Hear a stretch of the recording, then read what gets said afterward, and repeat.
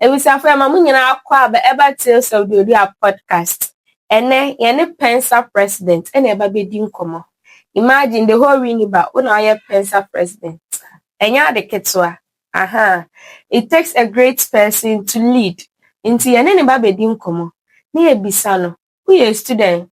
Na Pentecost, the only leader will have money. Meetings upon meetings. But a student, how is it combining his leadership role with academics? It's on any babydin come. Na me rigi ye shemi won say ye pa. Me ana me ye. Me ana me ye again. By styling, no Chewa made it and or styling mommy. And she is not only into styling of rakes, or no so ye rakes or ton rakes, and was sent training a man for. It is open obi aman rakes Chewa made it ewo Olympic Arena closer to campus Adomaraka Hostel. Into Pamedene number no subetuja. Now I reach out. Into Kaya Hone and PENSA president ending come.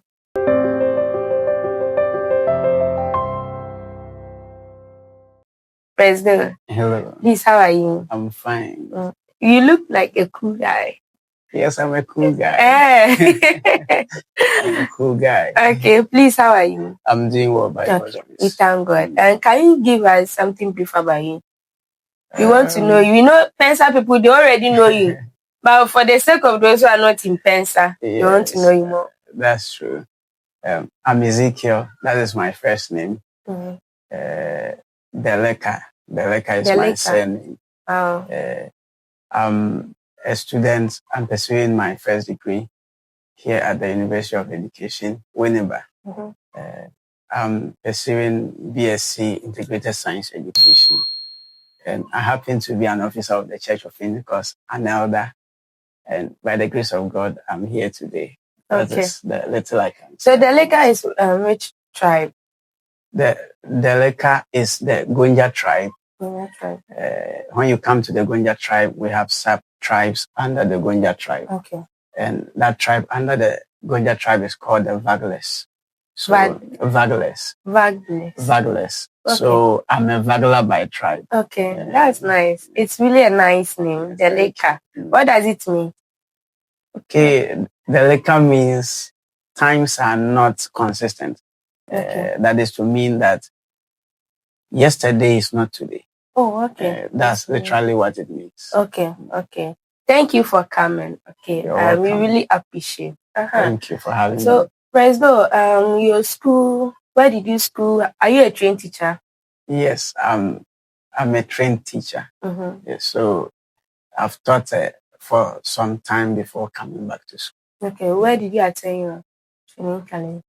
I attended training college at Baga College of Education in Tamale. Tamale. Yes.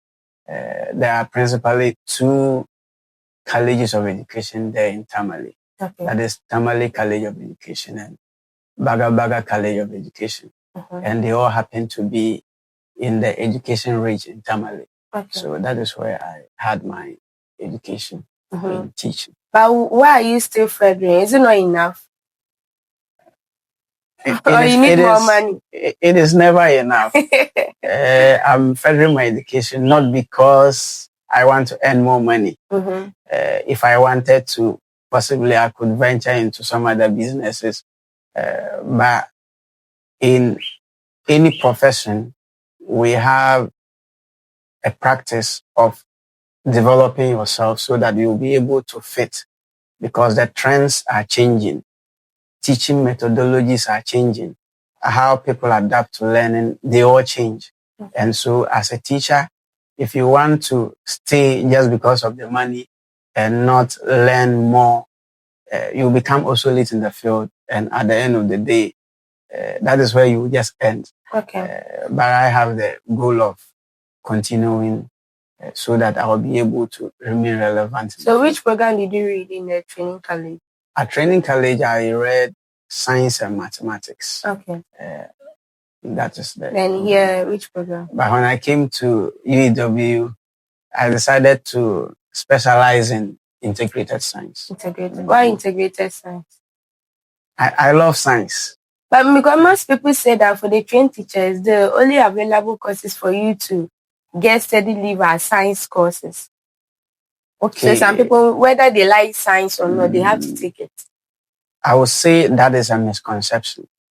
But when you come to the field of education, what we have there is that a lot of the times a higher percentage is given to the science courses. Okay. And so if you have lesser percentages for the social sciences, people do struggle to be able to get the opportunity.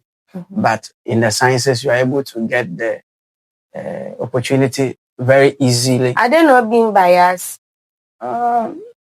It is not about being biased, but looking at the demands of the world in general, it is the sciences. Today. So you mean with the social science, we are not part for? Okay, social sciences, that is what holds the world together. It gives us a sense of belonging and so many other things that we can say is they are very important.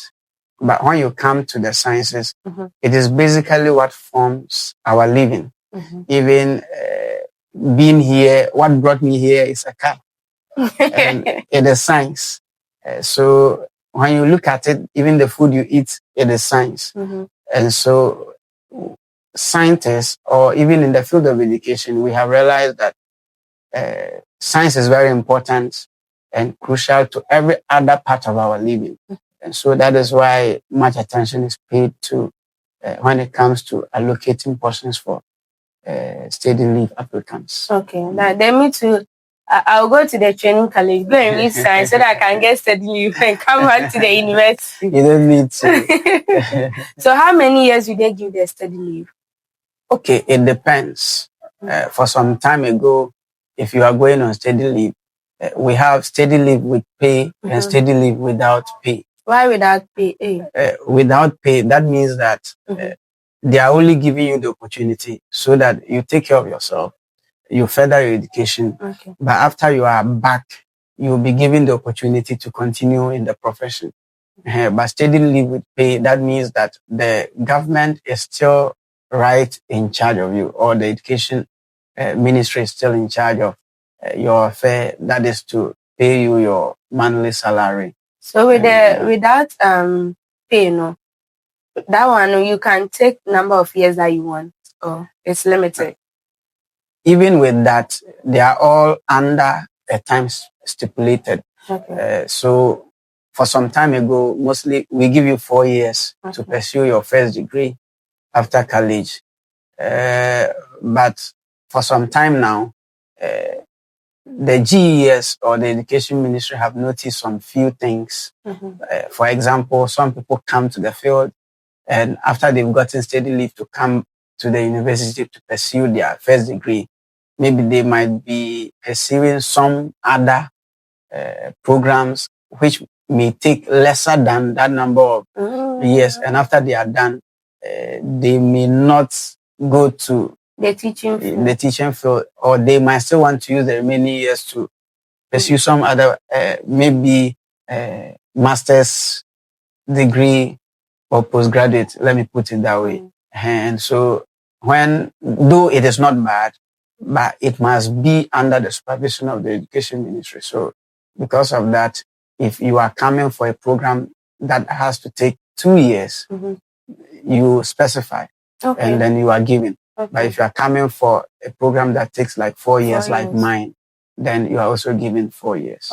And that's nice. So back in the SHS, where did you attend your SHS? Wow.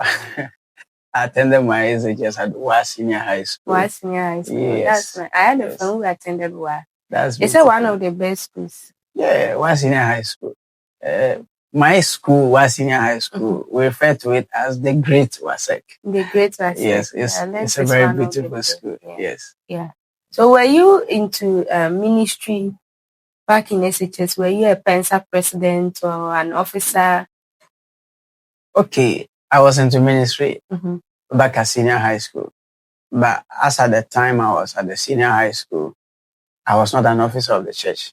But I served as PENSA secretary for WA Senior High School. Yeah, that was the post I served. So that one made you develop interest for church leadership, or you see it as a divine calling? Okay, church leadership, I'll really say it's an interest that was developed in me very early. Yes, very, are your very parents early. into ministry? My parents are, my father is an officer of the church. Okay. My father is also an elder of the church. Okay. Growing up, my elder brother was also an officer of the church, a deacon of the church. Oh, okay. Then the one who followed Then your family has been called into the ministry. Well, that is how I would say it. I believe strongly that everyone has been called. Okay. But it depends where the Lord has positioned you. But are you sure everyone has been called? Yes, everyone has been called. How would you know you have the calling of God? The calling of God is not necessarily becoming an elder or say standing on the pulpit to preach or just leading. But even growing up, if you have seen your mom sweep the church and you too, you have developed the interest to sweep church, it is a calling. Okay. They are all giftings of ministry that we use to help the work of God. And so I believe that everyone has been called. The issue with calling is the positioning of the callings. So we categorize some positionings as callings and some others as not callings. Okay. So which ones are the callings and which ones are not the callings? Just like I mentioned earlier, if you are in the church and say you have in your family lineage one who has been a minister of the church, that is a pastor or an overseer or maybe an apostle, a prophet, or an evangelist, you might refer to that as a calling. You might refer to that as a calling. But then that is not the only calling. You see, God has called all of us. He has called all of us. So for the fact that you are born again, you have been called. Okay. Yes, but then when we look at the general perspective, when we say calling, we just tend to categorize it under the fivefold ministry of the church. That is from the apostles, we have the prophets, we have the evangelists, we have the pastors and teachers. So these are basically what we refer to as callings. But then that is not the only thing, because as far as you are a Christian, you have been called. Okay. So how would I know my calling? Or will I see God in a dream telling me that you do a podcast is your calling? Okay. It is not a straightforward answer. Callings come in so many ways. Callings can come through divine encounters. Just like you are saying, God can encounter you.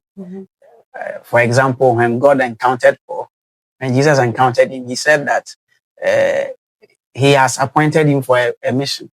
So even before Jesus was addressing him and asking him why he was persecuting the church, after all that, he said, I have given you a calling. But some other times, callings are also identified through desires. Desires. Yes, and abilities.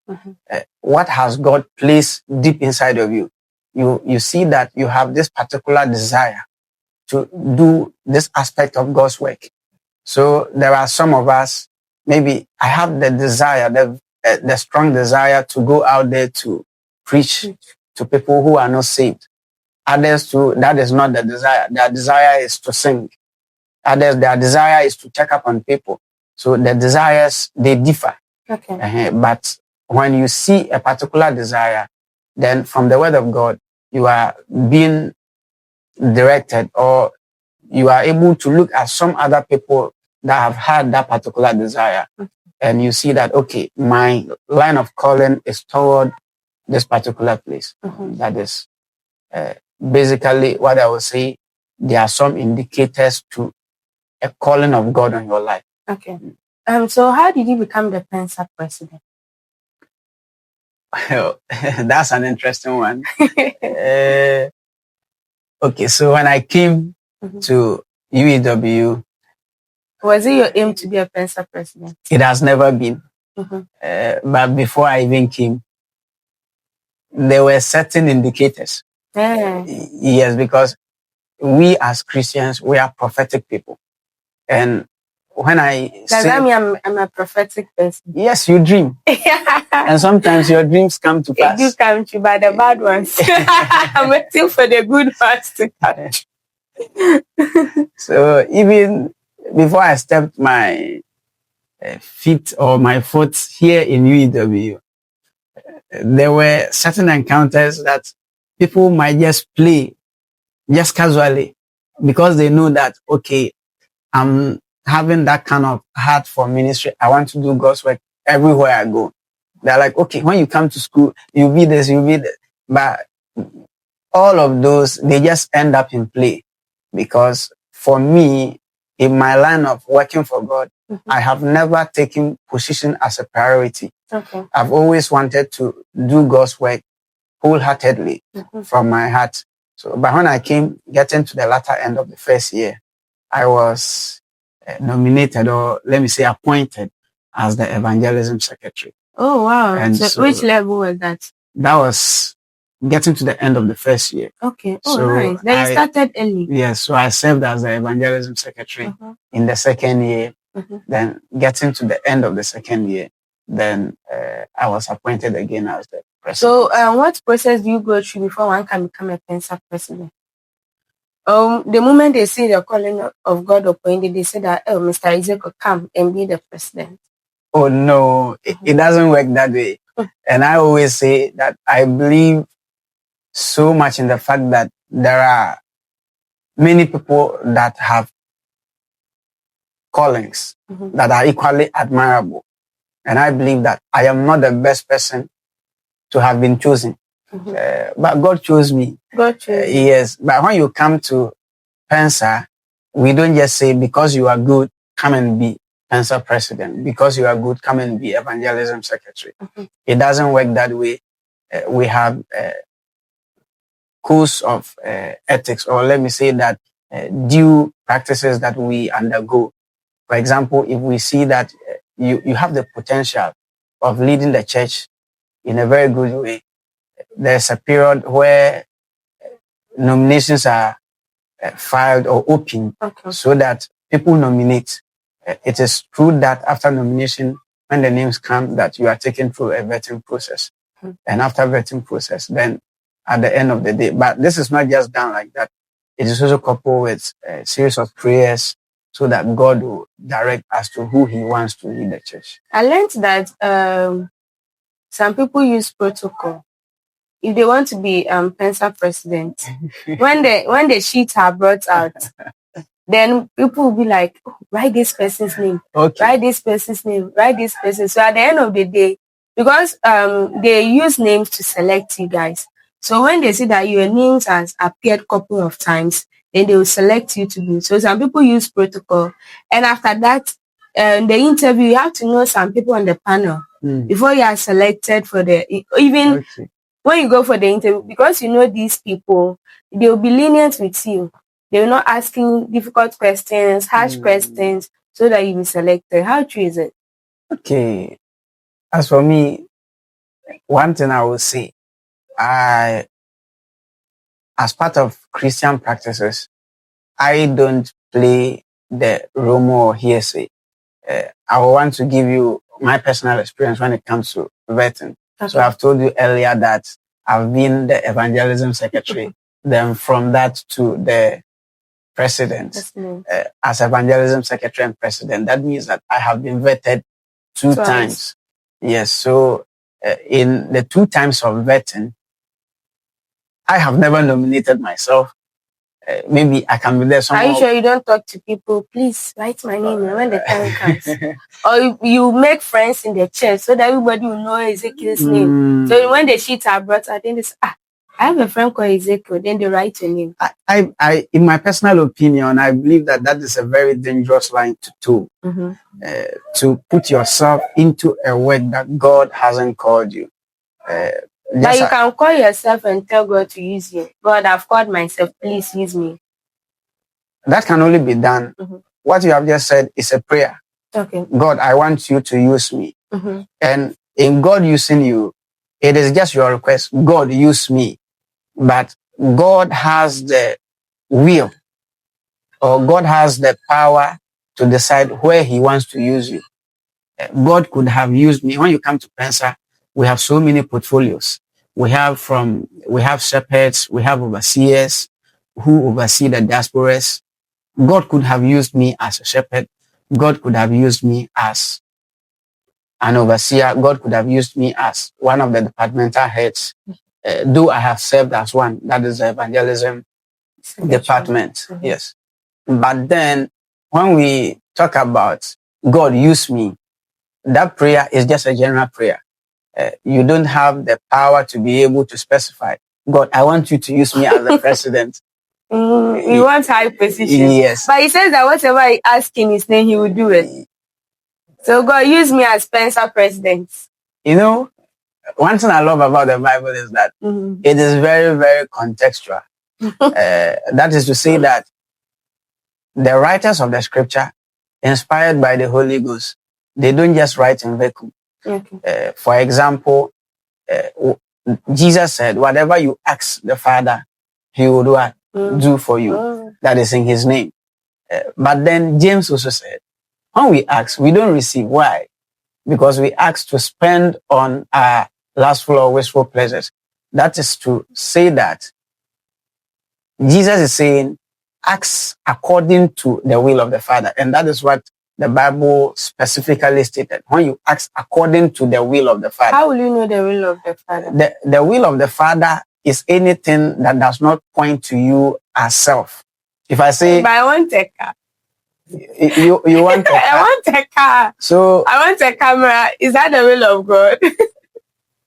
I do to myself sometimes. That is what makes it contextual. For example, you want a camera. Why do you want a camera? You want a camera so that you'll be able to do podcast. the podcast and propagate all the good works and show the impact people are making in various fields. Yeah. So although you want a camera, you said, Lord, I want a camera.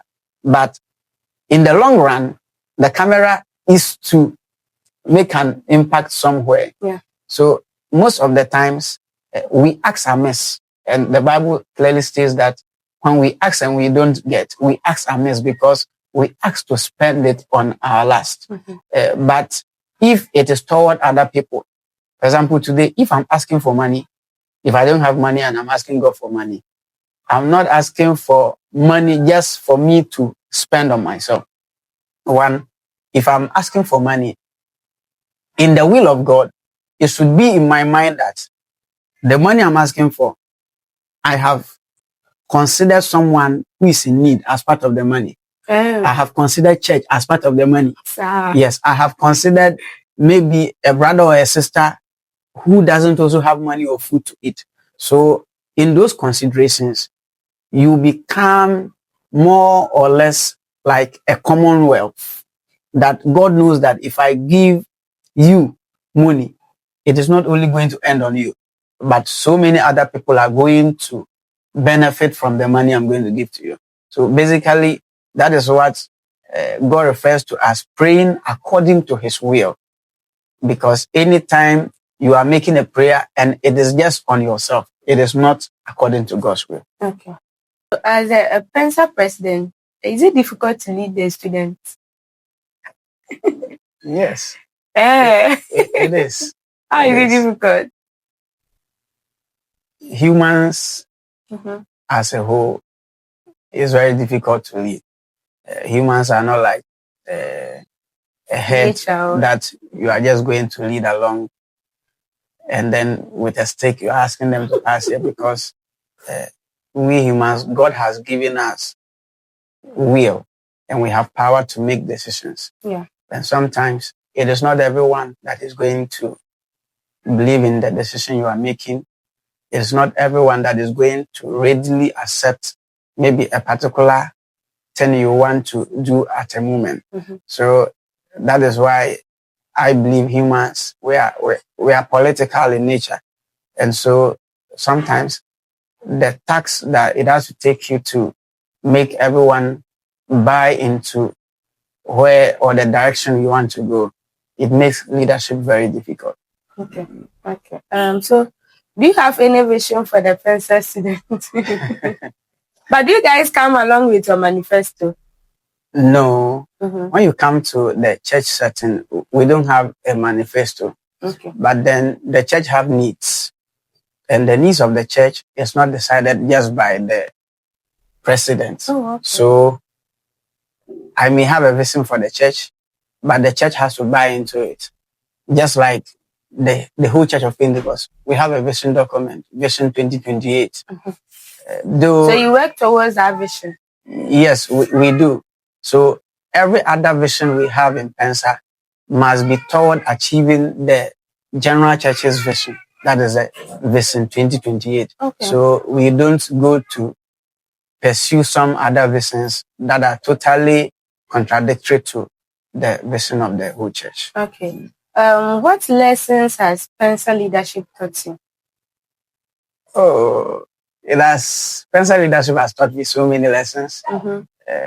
It has taught me that to tolerate different types of people. We are from different backgrounds. And for some of us, this is the first time you are just meeting someone and you are being asked to work together with those people. So when you are working with them, they might have their own perspectives about life. And sometimes you might feel like some people are difficult. But it is all part of the test. God is testing us. And I believe that in leadership, God uses it to build your character. Not just for the outside world, but even in your immediate surroundings. PENSA leadership has taught me so many lessons that before becoming a PENSA leader, that is particularly this university, there were ways maybe I used to relate with my parents, my younger siblings, and so many other people. But right now, there's a difference because how you have to treat people or how people treat you gives you a whole new perspective on how to also treat others. So I've learned to be patient. I've learned to be tolerable. I've also learned to wait on God. Wait on God. Before taking decisions. You did not wait on God at first. Not that I did not wait on God at first, but in leadership, you begin to realize that there are so many pressures that will come that initially those pressures don't come. And those moments in waiting on God, there are times that maybe God might not speak immediately and you might be under pressure to take certain decisions. But at the end of the day, that will not be to your good. And so within the premise of going through so many kinds of pressure, it teaches me to wait because right now it is no more like those times where the pressure was small. You get up, maybe your whole mind is on just doing a few things but right now you are leading a lot of people. You will take decisions that will affect more than thousands. And so you cannot rush when you are taking decisions for thousands of people as compared to when it is just you. Yeah. So imagine that you have medicine. PENSA has a program and Pastor Toba is calling you. Which one will you go? Okay. One thing I love about the church is that the church is an orderly place. And usually when you look at the Church of Pentecost, they will not let someone pastor you without being of a particular standard or caliber. You see, Pastor Toba is someone who is very much educated. He's learned. He knows so many things. And we as a student body, we work with what we call calendar of activity. That means that we don't just work just like that. So when you come to PENSA, our line of activities are very, very ordered. So because our lines of activities are ordered, Pastor Toba knows when the president is writing an exam. He knows when the secretary is writing a paper. So anytime he's calling you at a period he knows that at this time you are readily available for service. Yes. Okay. So what lessons have you learned from Pastor Toba and the wife? so many lessons. So many lessons. Pastor Tobra, here, for me personally, I think I had a very close encounter with him as the evangelism secretary. And when I told you I learned to be patient and all those things, he teaches you to think very well before speaking. Maybe growing up, you are radical, you are with colleagues, and sometimes you just make decisions, but no one challenges you. But then sometimes he asks you a question. In giving an answer, you have to think again before giving an answer because you can give an answer and a follow-up question will come and you see that you didn't really think before Yeah, answering. because before you think, he has thought. Yeah. Yes. And one other thing too I have learned from him that I'm taking for life is that he's someone who doesn't want half answers. He wants you to be sure of something before saying it. So he has taught me to get into detail before saying a thing. So maybe he gives a call, like I'm giving an example as an evangelism secretary. Oh, today, how many souls did you win? And you are like, we got souls around is like not a number. You should be specific. You should be accurate and detailed. So some of those things develops things subconsciously in you. And so I think I've taken some of those details. But in the midst of it all, I've learned the act of patience from him. He's not someone who say things to demoralize you, but at all times he encourages you. He makes you believe in yourself. Okay, so what keeps you grounded when things are getting tougher? Or everything is smooth all the time for you? Oh, everything is not smooth. Everything is not smooth. But I will say that apart from church, that is how the world looks like. The moment you get to occupy a particular position, though I don't see it as that a big position, but I appreciate God for the fact that I'm in the position. But the moment you get to occupy a position, people from like the external, they have a different view of you. Some people see pastors, leaders of churches as people who don't have problems at all. But you people don't have problems. Yes, they feel like you don't have problems at all. You don't have, but you have God. But leaders have serious problems. They face, you can, a leader might be facing even a challenge just like as simple, like let me mention, say, depression. Yeah. Because at some point, you begin to lose true friendships. Because of where you are, you begin to lose maybe that closeness.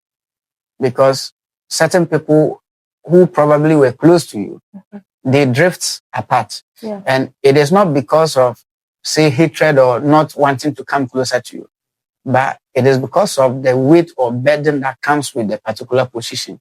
So as PENSA president, I cannot be eating and sleeping and just waking up and say that I'm leading a church. It takes prayer. It takes fasting. It takes waiting on God. It takes real time of Bible study to invest your time in study and all that. So if I have a friend who used to call me, then we have some kind of casual conversations.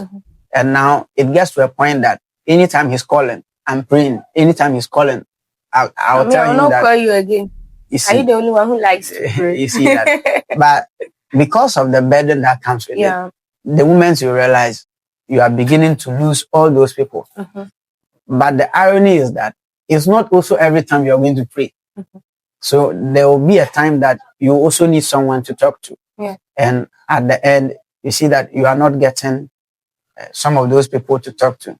So people, not just only PENSA leadership, but even pastors, apostles, some of them face issues such as depression, and maybe some too as leaders because of the time you give to the work of ministry, if you don't take time, some other areas of your life will begin to crumble. So how do you overcome all these challenges? To overcome some of these challenges, it all depends on balance. That is to sit down, reflect, and tell yourself that, Lord, I need your help. This is the work you have given to me. This is the load I'm about to bear. Teach me on how to balance my life. For example, I am a student. All of the time I pray to God to tell me or to teach me when best to study. Because I can literally spend the whole day doing, say, ministry. So when am I going to study again? But through prayer and also self-reflection. Self-reflection, that is, you sit down and you observe. Because the balance I'm talking about, a lot of the times we use ministry as a bait to become lazy. People use ministry to not study. People use ministry just to loiter around. But when you sit down and reflect, you see where you are wasting your time. After church, do I spend a lot of time talking? It is not that you are not supposed to talk, but do I spend a lot of time talking? Maybe even in my fasting life, is it making me very weak that I can no longer study? So when you sit down and reflect, you see areas that have been affected and you adjust appropriately. That's nice. Let's go back to your teaching field. Where are you teaching? Okay, for now, having embarked on study leave, I would say for close to 3 years now, I have not taught. Because I'm always in school. But the last place I taught was a junior high school in the Solatona Kaba district. Which region is that? That is in the same Savannah region. Hey, you love Savannah, huh? What's so special about that place? That is where I was posted. But I love Savannah. It is special because that is where I was born. So how has teaching been? Do teachers face challenges? Is the government paying guys well, or you wish to quit? Teachers pay, let me say, the issue of teachers pay, I don't really see it as a matter. I always believe that life in general depends on how you want to live it, how you have planned it, and how it is going to play out for you. But for your first question, teachers face a lot of challenges. But then, if you look at the whole world, not just Ghana, salary is meant to keep someone glued somewhere. So the teaching field, I remember the time I was a service personnel. We used to be paid as low as 500 Ghana cedis thereabout. And we used to say that, hey, from 500 cedis and I'm able to live life comfortably. Then when I start teaching and then I'm receiving bigger salaries, then I'm going to lose a lot of things.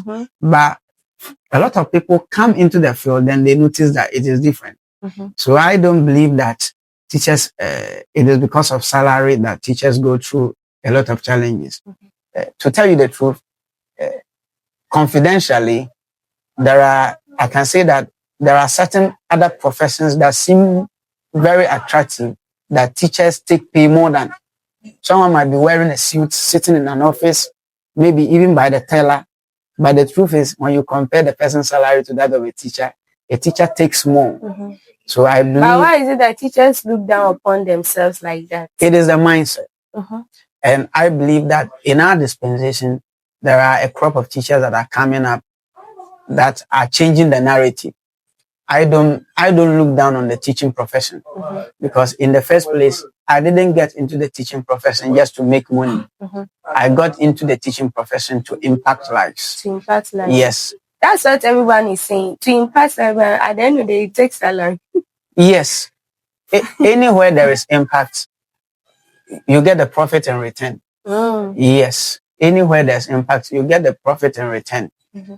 A lot of the people that we know currently as billionaires in the world, they sought for a particular problem to solve. And in making an impact, you see that they have become rich. So that is how they had that long-term goal. Let me start by saying I want to make impact. I want to make impact. At the end of the day, they are aiming for money. Okay, that is how it is.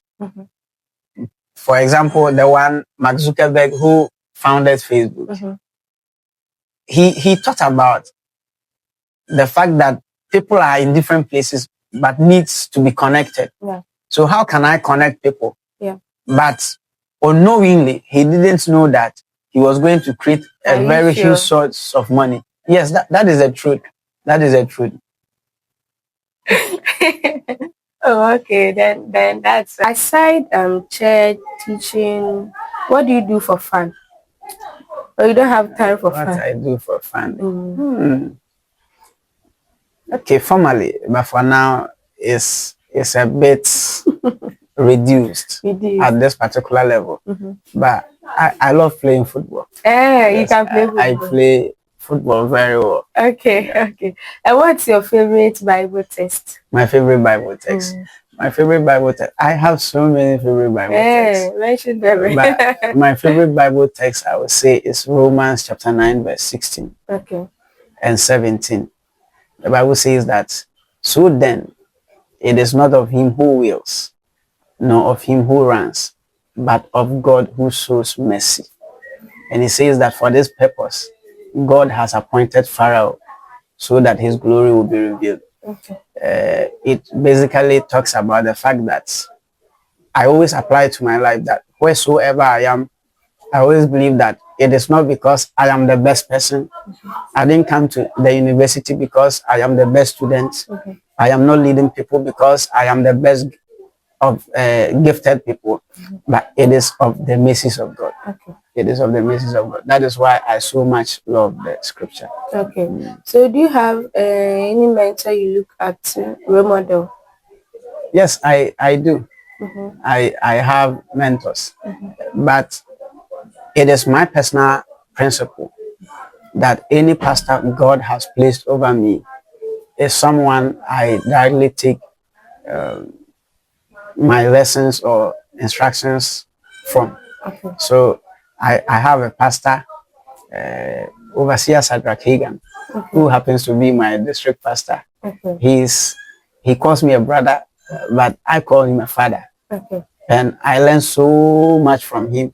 So I can say he is one mentor, but also Pastor Richard Atobra is also a very, very big mentor. And I'm so sad that he'll be very soon he's going to Accra. Okay, before we bring this section to an end, what are some of the misconceptions that people have about church leaders?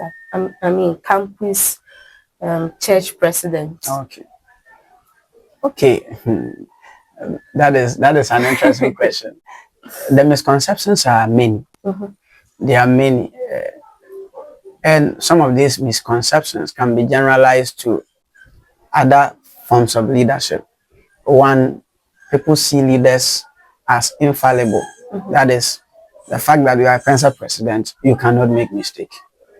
Others see you and they feel that, oh, if you are a PENSA president, that means you should have money or everything should be okay with you. Some also don't see the human part of you. But one of the thing I will say is that all of that is part of leadership. For example, you will be misconstrued a lot of times. It is not just a misconception about your leadership, but for the fact that you are in a leadership position, you don't have the time to explain every activity or every decision.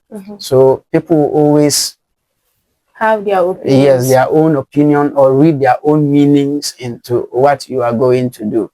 But the major misconceptions I would say is that people see you as a leader as a superhuman.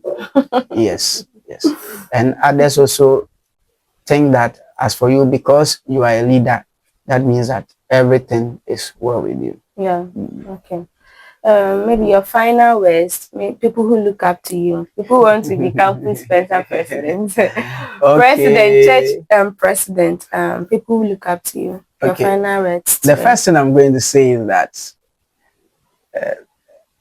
I don't want anyone to want to be a campus president. When God calls you, that is fine. But you said desires also make things happen. Desires are indicators of callings, and not say what something like a church leadership or campus fellowship leadership. So that's kind of differ a bit from wanting to be a campus president.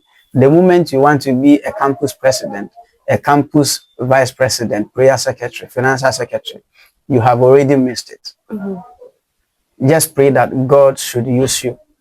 And I always say that don't make campus leadership your focus, because God has bigger places to send us. In 5 years from now, we don't know where we are going to be. And this might only be a ground that God is going to use to prepare you and I. So to all who are listening to me and to all that look up to me, I want to charge you to love God. Love God and love God. Because there are so many tests that are going to come your way. There are so many external factors that are going to come. But they will come to test if you are actually a follower of God. But if you love God, nothing, in fact, nothing. So Paul said, nothing shall be able to separate me from the love of what? God. There are so many things that will come. But if you have the love of God, nothing will be able to separate you from the love of God. Finally, what I want to say is that you can always find sanity in the midst of the craze. We are in a world that is full of so many extremes. When it comes to prayer, people can take it to the extreme. When it comes to, say, giving, people can take it to the extreme. When it comes to issues of love, people can take it to the extreme. Even right now, some are sleeping on social media. But in all that, you can always find your sanity or balance. Be balanced. How do you get balance? Spend your time in the word of God. And God's word will direct you, because his word will be a lamp unto your feet and a light unto your path. God richly bless you. Okay, maybe you have shout outs. Oh, okay. Shout outs to all my loved ones. Okay. To all my loved ones, to my parents. So haters are not part. I love everybody. I love everybody. All right. So thank you very much. Thank you for having me. Thank you. Okay.